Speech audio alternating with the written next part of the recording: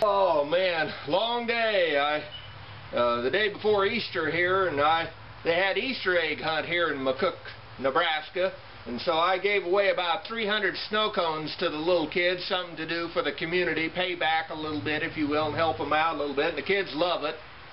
And so I was over there, and I'm getting ready to clean up the truck. I did buy me some peppers for my garden.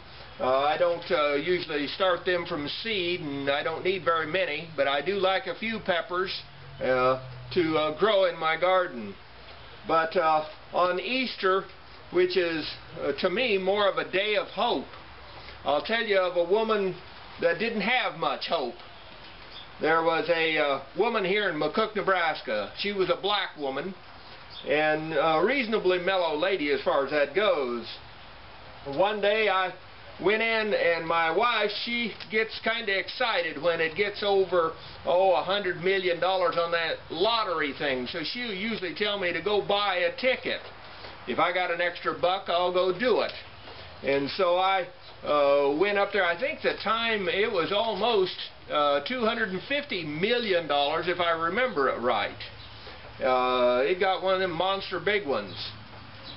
And as I was standing in line to get one, there wasn't very many of us there, but I was standing in line to get a ticket, and there was a black woman standing behind me. I hadn't seen her around, so I turned around and struck up a conversation with her. And I said, "What you gonna do if you win $250 million, even though you only get about half of it?" And she looked at me, and she had a pleasant smile, and it just turned to a coldness that I've never seen. And she said, "My enemies here in McCook are on their knees every day praying that I don't hit this or any lottery, because if I do, I will spend every penny destroying their lives." That's the exact quote. Never forget it.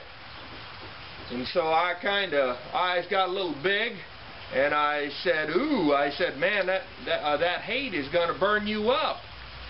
And she said, "No, it keeps me warm." And I said, "Well, I think you'd do yourself a lot better down the road, at least on the other side after death, if you forgive them."